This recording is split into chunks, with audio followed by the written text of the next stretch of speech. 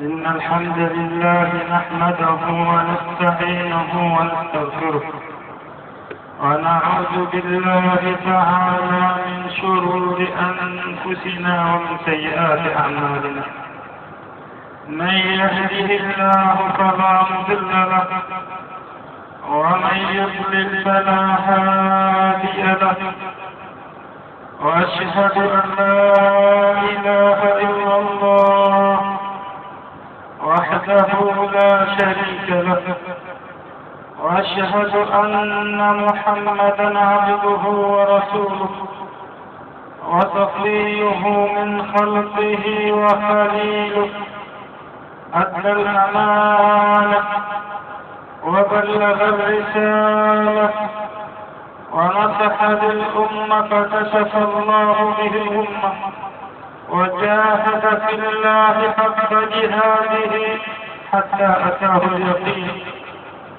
والله اجزه عنا خير ما جزيت نبيا عن أمته ورسولا عن دعوته ورسالته، وصل اللهم وسلم وزد وبارك عليه وعلى آله وأصحابه وأحبابه وعلى كل من اهتدى بهديه واستنى بسنته واقتفى أثره إلى يوم القيامة.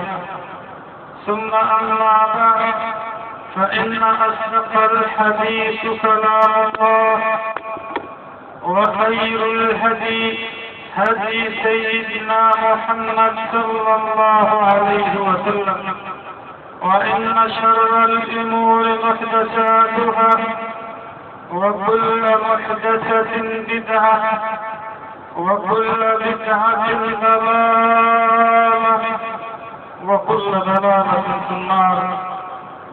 وما قل وكفى خير ممن كثر وألهى، وما توعدون لآت وما أنتم بمعجزين. أما بعد، أتحييكم بتحية الإسلام وهي السلام عليكم ورحمة الله وبركاته. حياكم الله جميعا أيها الإخوة والأخوات، وجدتم وطاب ممشاكم وتبوأتم من الجنة منزلا. بداية أسألكم الدعاء بالشفاء، أن يشفيني ويشفيكم الله من جميع الأمراض، وأن يحفظني وإياكم من كل سوء. فإن موضوعنا الليلة بمشيئة الله تعالى مع حضراتكم اليوم سنتحدث عن تكريم اليتيم. سنتحدث عن تكريم اليتيم. أحبتي في الله، فإن مكانة اليتيم في القرآن والسنة كبيرة وعظيمة، وأردت أن أعرفكم من هو اليتيم لغة. فاليتيم هو من فقد أباه. اليتيم هو من فقد أباه. أما في الطير والحيوان فاليتيم هو من فقد أمه. فأصل اليتيم في اللغة كما قال ابن منظور في لسان العرب: أصل اليتيم في اللغة هو الغفلة. أصل اليتيم في اللغة هو الغفلة، وبه سمي اليتيم يتيما لأنه يتغافل الناس عن بره بعد موت أبيه لأنه يتغافل الناس عن بره بعد موت أبيه. وأصل اليتيم في اللغة كذلك الانفراد، فكل شيء منفرد لا نظير له يقال له يتيم.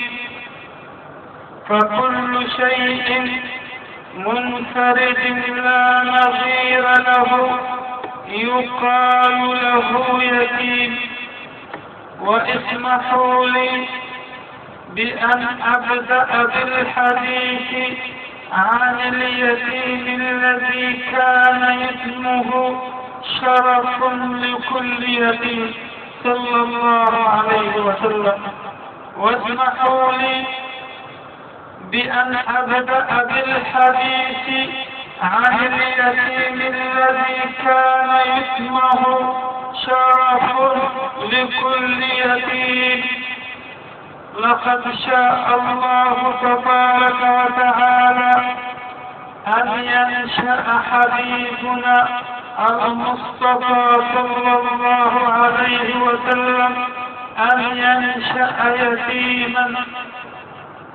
لقد شاء الله تبارك وتعالى أن ينشأ حبيبنا المصطفى صلى الله عليه وسلم أن ينشأ يتيما. فلقد مات والده قبل أن يولد النبي صلى الله عليه وسلم. فلقد مات والده قبل أن يولد النبي صلى الله عليه وسلم.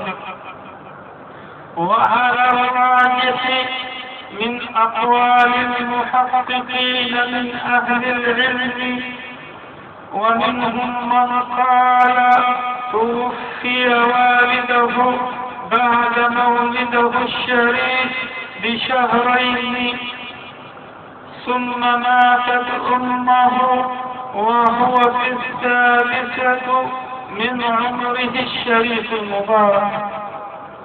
ثم ماتت أمه وهو في الثالثة من عمره الشريف المبارك، فتولى كفالته جده عبد المطلب. فتولى كفالته جده عبد المطلب الذي كان يكرمه غاية التكريم. ثم توفي جده عبد المطلب وتولى كفالته عمه أبو طالب الذي تولاه بالعناية والرعاية أكثر من 40 سنة. يا الله.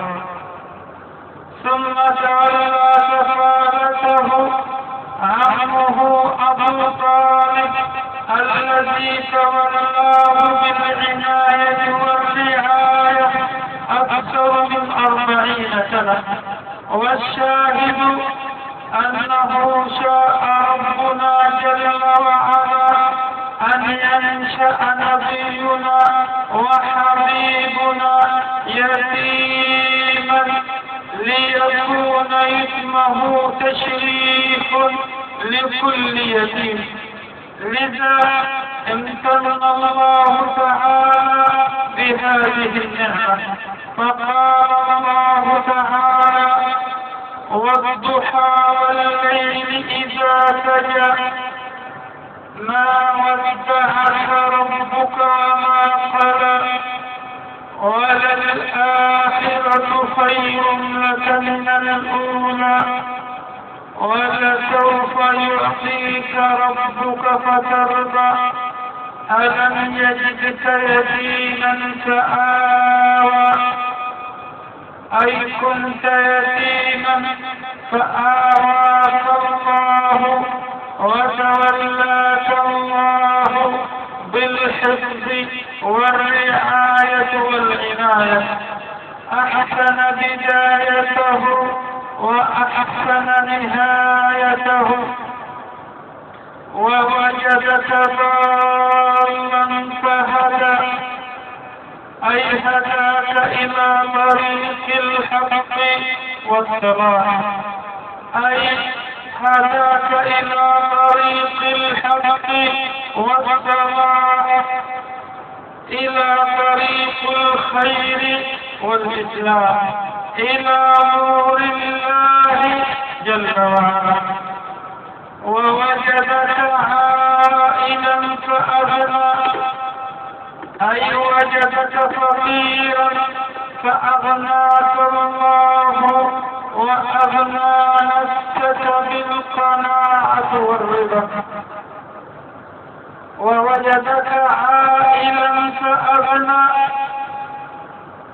أي وجدك فقيرا فأغناك الله وأغنى نفسك وأغنى نفسك بالقناعة والرضا. ثم بعد ذلك رزقك الرزق الحلال الطيب، حتى تصدق يوما من الأيام على فقير جاء يسأله الصدقة فتصدق عليه بغنم بين جبلين. يا الله، صلى عليك الله يا على الهدى. حتى تصدق في يوم من الأيام على فقير جاء يسأله الصدقة فتصدق عليه بغنم بين جبلين، فهو الغني الذي لم تعرف الدنيا أحد في غناه، وهو القنوع الذي لم تعرف الدنيا أحد في قناعته ورضاه. هو الغني الذي لم تعرف الدنيا أحدا في غناه، وهو القنوع الذي لم تعرف الدنيا أحد في قناعته ورضاه، صلى الله عليه وسلم.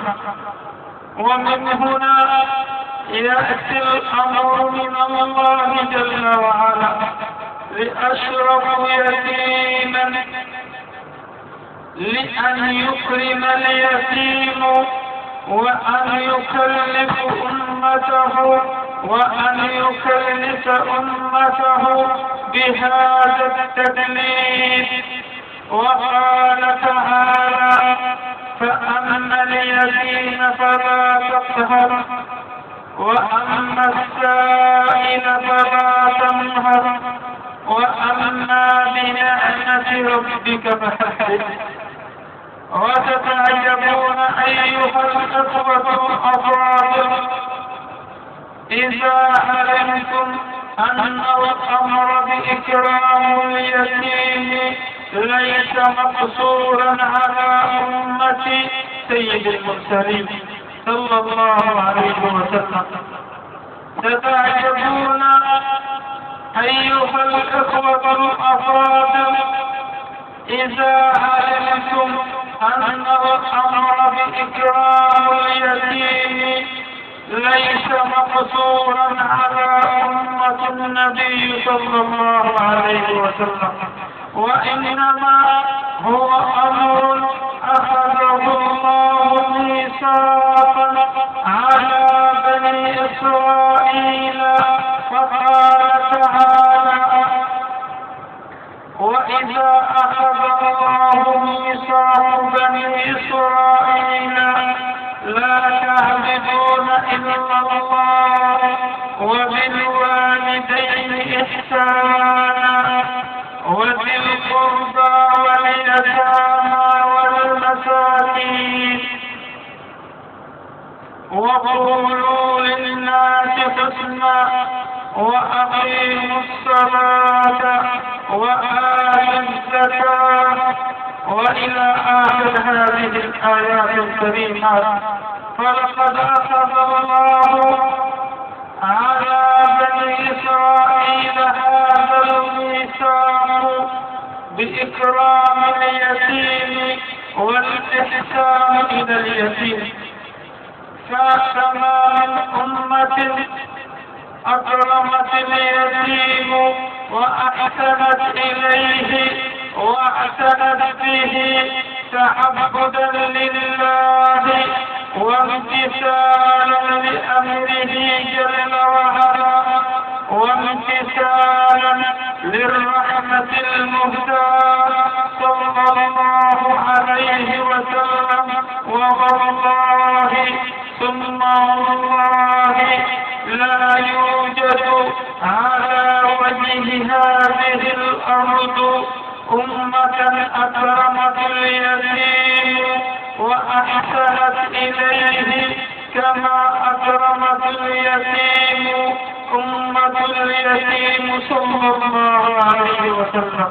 الله أكبر. فما من أمة أكرمت اليتيم وأحسنت إليه واعتنت به تعبدا لله وامتثالا لأمره جل وعلا وامتثالا للرحمة المهداة صلى الله عليه وسلم. ووالله ثم والله لا يوجد على وجه هذه الأرض أمة أكرمت اليتيم وأحسنت إليه كما أكرمت اليتيم أمة اليتيم صلى الله عليه وسلم. ويقول الله تعالى: وابتغوا اليتامى فإن آنستم منهم رشدا فادفعوا إليهم أموالهم ولا تأكلوها إسرافا وبدارا.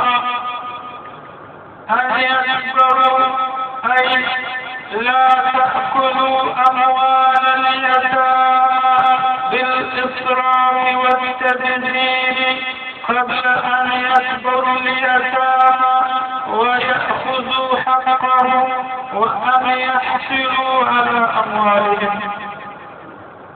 أي لا تأكلوا أموال اليتامى بالإسراف والتبذير قبل أن يكبروا اليتامى ويأخذوا حقهم وأن يحصلوا على أموالهم. ومن كان غنيا فليستعفف فإن كنت وليا لليتامى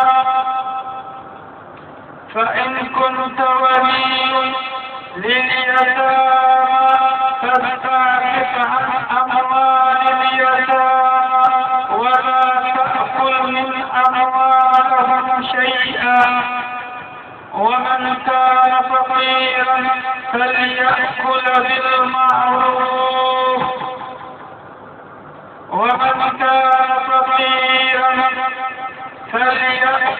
بالمعروف أي إن كنت وليا لليتامى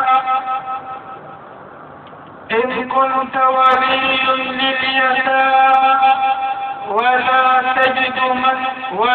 تجد من الأموال والسعة إلا أن تأكل مع اليتامى في أموالهم وطعامهم وشرابهم فلا حرج عليك ولا إثم ولكن بالمعروف. يا الله، انتبه أيها الأخ الفاضل، وانتبهي أيتها الأخت الفاضلة. من كان غنيا فليستعفف فإن كنت وليا لليتامى فاستعفف عن أموال اليتامى ولا تأكل من أموالهم شيئا. ومن كان فقيرا فليأكل بالمعروف. أي إن كنت وليا لليتامى ولا تجد من الأموال والسعة إلا أن تأكل مع اليتامى في أموالهم وطعامهم وشرابهم فلا حرج عليك ولا إثم، ولكن بالمعروف. واعلم إن الله جل وعلا يسمع ويرى. ومن كان غنيا فليستعفف ولا يأكل من أموال اليتامى. ومن كان فقيرا فليأكل بالمعروف. فإذا دفعتم إليهم أموالهم فاشهدوا عليهم. أي إذا بلغ اليتيم مرحلة الرشد والنضج ودفعت إليه مالك فاشهد الناس بأنك دفعت لليتيم ماله. والإشهاد هنا عند المالكية والشافعية للوجوب أي واجبة. أما الأحناف قالوا أن الأمر للاستحباب وليس للوجوب. إن المالكية والشافعية رأوا أن الإشهاد للوجوب أي واجبة. أما الأحناف قالوا أن الأمر للاستحباب وليس للوجوب. وهذا إن دل يدل على كرامة اليتيم ومكانته. هذا وإن دل يدل على كرامة اليتيم ومكانته وعلى اهتمام القرآن الكريم باليتيم حتى لا يتلاعب أحد من أولياء اليتامى بأموالهم. فاشهدوا عليهم وكفى بالله حسيبا.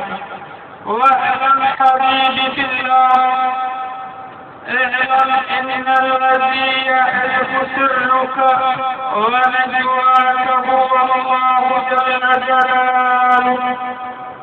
واعلم لو إنك استطعت أن تخدع أهل الأرض جميعا وأن تضحك على اليتامى فلا تستطيع ولا تمتلك أن ترفع الله جل وعلا. الله أكبر.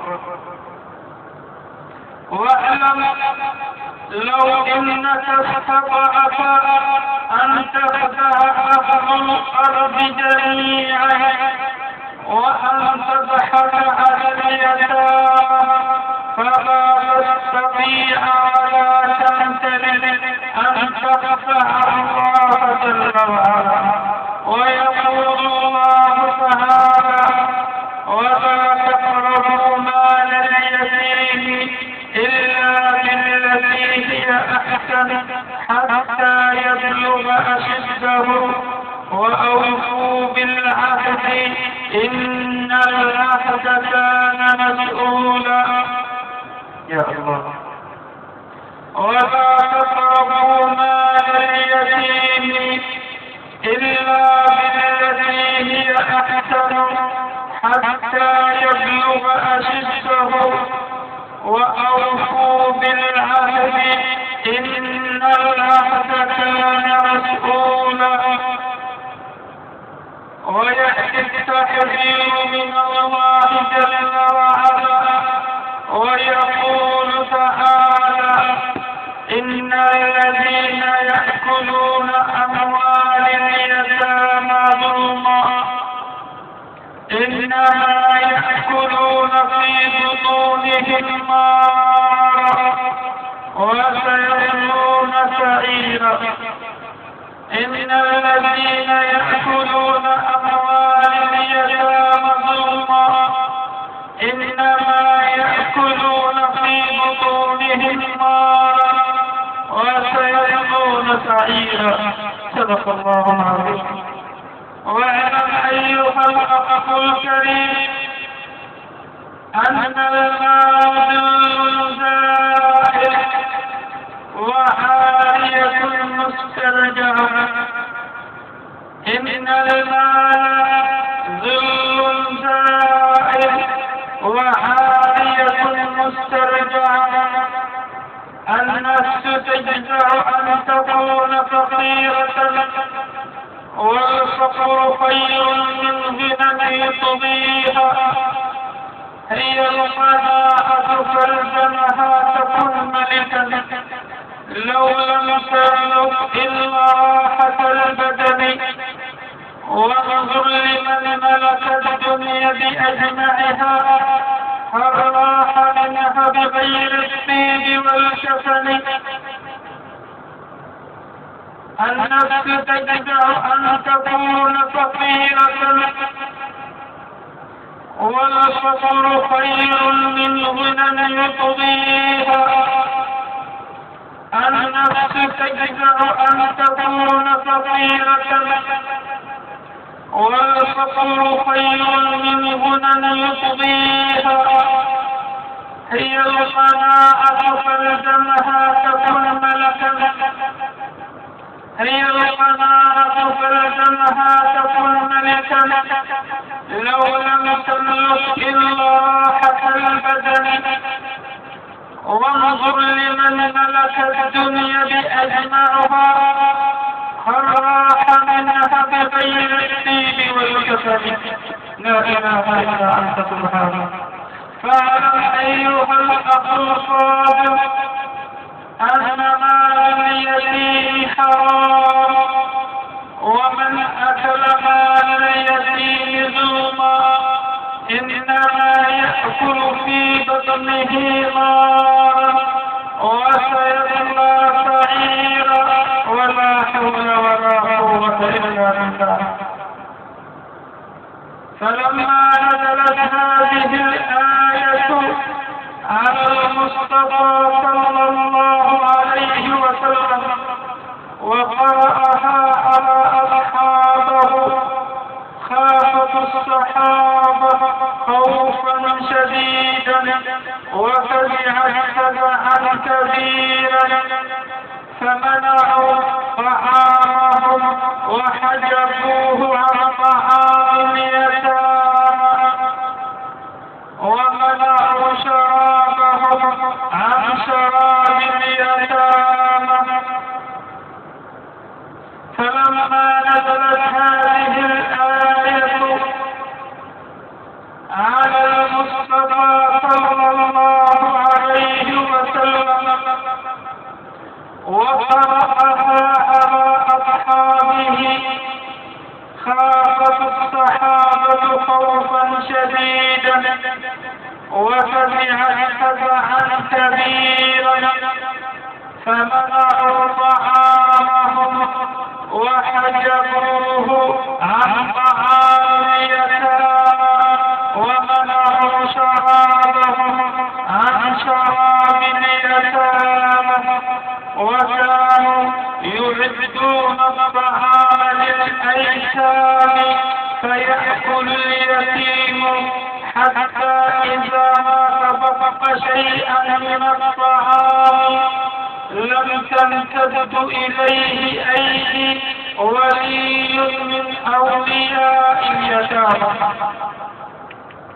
حتى إذا ما تبقى شيئا من الطعام لا تمتد إليه أيدي ولي من أولياء اليتامى حتى كان الطعام يفسد، فذهب الصحابة وشكوا ذلك الواقع الأليم لرسول الله صلى الله عليه وسلم، وأنهم قد وقعوا في حرج بالغ بعد نزول هذه الآية الكريمة.